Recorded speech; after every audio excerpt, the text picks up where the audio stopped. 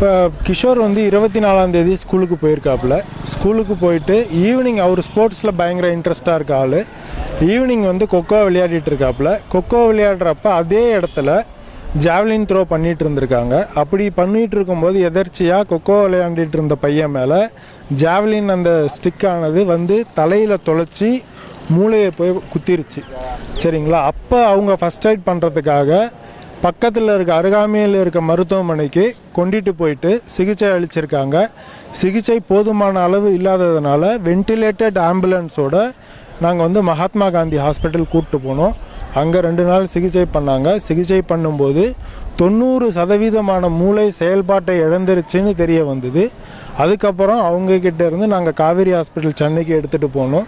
சென்னைக்கு எடுத்துகிட்டு போட்டு எங்களால் முடிஞ்சது எல்லாத்தையும் ட்ரை பண்ணி பார்த்தோம்.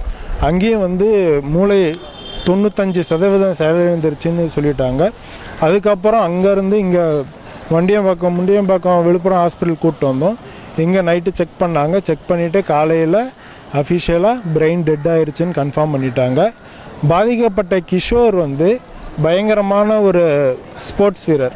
அவர் இது வரைக்கும் ஒரு குளோபல் வேர்ல்டு ரெக்கார்டு ஒன்று பண்ணியிருக்காப்புல, நோபல் வேர்ல்டு ரெக்கார்டு ஒன்று பண்ணியிருக்காப்புல. 2 வேர்ல்டு ரெக்கார்ட் பண்ணவர் 12 வயசில் 4 மணி நேரம் கண்டினியூஸாக சிலம்பம் ஸ்டிக்கை வச்சு சிலம்பம் பண்ணியிருக்காரு. அதுக்காக ஒரு ரெக்கார்டும் ப்ளஸ் 5 கிலோமீட்ரு சிங்கிள் ஹேண்டில் சிலம்பத்தை சுற்றிக்கிட்டு நடந்து போயிருக்காரு.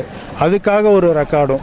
நாங்கள் எல்லாம் என்ன நினச்சோம், 12 வயசில் அவனுக்கு இருந்த அந்த ஸ்டெமினாவும் கேப்பபிலிட்டியும் 18 வயசு 19 வயசில் அவன் ஒலிம்பிக் அளவுக்கு போகக்கூடிய அளவுக்கு கேப்பபிள் இருக்குன்ட்டு அவங்க சுற்று வட்டாரத்தில் இருக்க உடல் பயிற்சி நடத்துனர் இவங்க எல்லாமே கொடுத்த ஒரு இதில் என்ன பிரச்சனை அப்படின்னா, இது மூலியமாக நாங்கள் இழந்தது எங்கள் குடும்பத்தில் ஒரு தம்பியும் நம்ம நாட்டுக்காக ஒரு வீரனையும் நம்ம இழந்திருக்கோம். இந்த இடத்துல அவன் இருக்கிறான் அப்படின்னா கண்டிப்பாக அவனால் நம்ம நாட்டுக்கு ஏதாவது ஒரு முறையில் ஒரு பதக்கமோ ஏதோ ஒரு விஷயம் நமக்கு கண்டிப்பாக கிடைக்கப்பட்டிருக்கும். சரிங்களா? இப்போ இது மூலியமாக நான் தமிழ்நாடு அரசுக்கு நான் என்ன கோரிக்கை வைக்கிறேன் அப்படின்னா, இந்த மாதிரி சரியான உடல் பயிற்சி தேவைப்படுற அளவுக்கு இடம் இல்லாமலையோ, இட வசதி இல்லாமலையோ, இல்லை ரிசோர்ஸ் இல்லாமலையோ, ஆசிரியர்கள் இல்லாமலையோ இந்த மாதிரி ஹை ரிஸ்கான ஸ்போர்ட்ஸை எதையுமே ப்ரொமோட் பண்ணக்கூடாது. சரிங்களா? இதுக்கான அத்தாரிட்டி எல்லாருமே அதுக்கான ஸ்கூலுங்களில் போயிட்டு ஒரு இன்ஸ்பெக்ஷன் மாதிரி கண்டிப்பாக பண்ணி, இது ஃப்யூச்சரில் இன்றைக்கி நான் என் குடும்பத்தில் ஒருத்தனை இழந்திருக்கேன். இந்த மிஸ்டேக்னால இன்னொருத்தவங்க குடும்பத்தில் இதுக்கு மேலே யாரும் இறக்கக்கூடாது. இது வந்து ஃபஸ்ட்டு டைம் ஒரு ஆக்சிடெண்ட்டாக ஆயிடுச்சு. சரிங்களா? இந்த மாதிரி வேறு யாருக்கும் நடக்காமல் நீங்கள் இது இன்ஸ்பெக்ட் பண்ணி எல்லாத்தையுமே இது சரி பண்ணணும். சரிங்களா? இது என்னோட பெரிய கோரிக்கையாக இருக்குது தமிழ்நாடு அரசுக்கு. நான் வடலூர் பார்வைபுரம் கிராமத்தில் பிறந்தவன், கடலூர் மாவட்டம். 24ஆம் தேதி அன்னைக்கு எனக்கு வேலை கொஞ்சம் வெளியே ஃபங்க்ஷன் இருந்தால் வேலைக்கு போகல, லீவு. அன்றைக்கி என் பிள்ளையை போய் இட்டு வரலான்னு என் வடலூரில் இருக்கிற எஸ்டி சியோன் ஸ்கூலில் அவனை படிக்க வச்சுருக்கேன். அதே ஸ்கூலில் என் பொண்ணும் படிக்குது. பையன் 10th படிக்கிறான், 15 வயசு. பொண்ணு வந்து 5th படிக்குது, 10 வயசு. 2 பேரும் அங்கே தான் படிங்க. பொண்ணை கொண்டு போய் விட்டுட்டு வந்து வீட்டுக்கு போய்ட்டு திருப்பி கொஞ்ச நாள் இருந்துட்டு பையனை கூப்பிட்டு போகிறதுக்காக வந்த அடுத்து பையன் ஸ்கூலோட போது வாட்ச்மேன் கொஞ்சம் வெளில இருந்தாங்க. கொஞ்ச நாள் நின்னேன். ஸ்கூல் விட்டு பசங்கள்லாம் வெளில வந்துச்சிங்க. ஆனால் என் பையன் வரலேன்னு கேட்டு உள்ளே போய் கேட்கும்போது தான் இதேமாரி கீழே வந்து அவனுக்கு தலையில் கொஞ்சம் அடிபட்டுடுச்சு, அவனுக்கு ஹாஸ்பிட்டலுக்கிட்ட போய் இதை சொன்னாங்க. சரிங்க, ஃபோன் கொடுங்க, எங்கள் வீட்டுக்கு தகவல் சொன்னேன். இல்லை உங்கள் வீட்டுக்கு இப்போ தான் தகவல் சொல்லி முடிச்சேன்னாங்க. நான் அதோட பையனோட பேக்கு, சாப்பாடு, லஞ்சு பேக்கெல்லாம் எடுத்துக்கிட்டு நேராக ஹாஸ்பிட்டலில் போய் பார்த்தேன். அங்கே பார்க்கும்போது அவன் மண்டையில் பெரிய கட்டுப்பட்டு ரத்தம் இதில் இருந்தான். எனக்கு அது ஒரு இதாக அதிர்ச்சி ஆகிடுச்சு. அதான் நான் அவனை வந்து சுயநலனோட கடைசியாக பார்த்தேன், அதுக்கு மேலே பார்க்கல. இதை மாவட்ட கல்வி நிர்வாகத்துக்கு எடுத்து போகணும். முதல்வர் அவரோட கவனத்துக்கு இதை கொண்டு போவீங்கன்னு ஒரு நம்பிக்கையில் இந்த இதோ யாருக்கும் அவன் வந்து எப்படி அடிபட்டதுன்னா, அவன் வந்து கொஞ்சம் நான் கிளாஸ் விட கொஞ்சம் முன்னாடியே வந்து அவன் வெளில ஏதோ விளாண்டுட்டு இருந்திருக்காங்க. அந்த நேரத்தில் ஆசிரியர்லாம் அங்கே யாரும் இல்லை. டீச்சர்ஸுக்கு அவங்க வேலையை பார்த்து இருந்திருக்காங்க.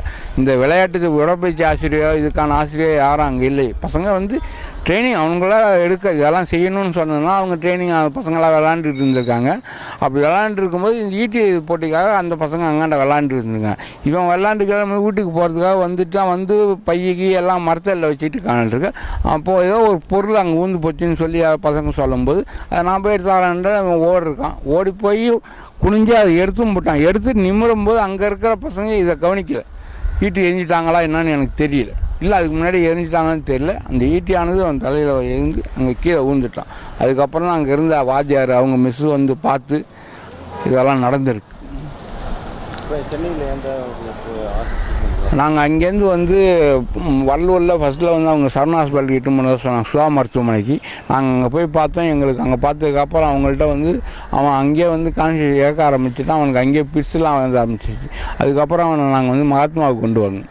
மகாத்மாவை கொண்டு போனால் அவங்க வேனில் வந்து அந்த ஆம்புலன்ஸில் வந்து அவனுக்கு செயற்கை சுவாசம் வைக்கிறான் அந்த சில விஷயங்கள்லாம் இருக்குன்னு சொன்னாங்க. அதுக்கும் ஏற்பாடு பண்ணி அவனை அங்கேருந்து இங்கே கொண்டு வந்தோம். மகாத்மா கொண்டு வந்தோம். மகாத்மாவில் கொண்டாந்து சேர்த்துது வச்சிருந்து அன்னைக்கு ஃபுல்லாக இருந்து மறுநாள் இருந்தது. அதுக்கப்புறம் அவங்க கூப்பிட்டு இத்தனை பர்சன்டேஜ் அவனுக்கு இருக்குது மருந்து பார்க்குறோம் அப்படின்னு சொன்னாங்க. பார்த்துட்டு இருந்தாங்க. கடைசியாக அவங்க வந்து கஷ்டம் செயலாக்க ஆரம்பிச்சிச்சு அப்படின்னு சொல்லிட்டாங்க. அதுக்கப்புறம் அவங்கள்ட்டேருந்து ரெஃபர் வாங்கி நாங்கள் சென்னைக்கு காவேரி மருத்துவமனைக்கு எடுத்து போனோம். அங்கே போய் நாங்கள் சேர்த்தோம். அங்கே போய் சேர்த்தோம். அன்றைக்கி ஃபுல்லாக இருந்து மறுநாள் அவங்களும் கூப்பிட்டு என்ன சொல்லிட்டாங்க, பையனுக்கு வந்து மூளை செயல் ஆரம்பிச்சிச்சு அப்படின்னு சொல்லிட்டாங்க.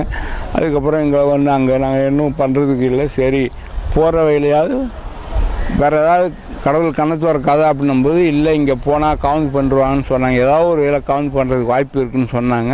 சரின்னு முண்டியம்பாக்கம் விழுப்புரம் ஹாஸ்பிட்டலுக்கு எடுத்தோம், கவர்மெண்ட் ஹாஸ்பிட்டலுக்கு. இங்கே எடுத்தாலும் இன்றைக்கி சேர்த்தோம். அவங்களும் முடிஞ்ச அளவுக்கு ட்ரை பண்ணிவிட்டு அவங்களும் வந்து மூளைச்சாவு ஆகிவிட்டதுன்ட்டாங்க.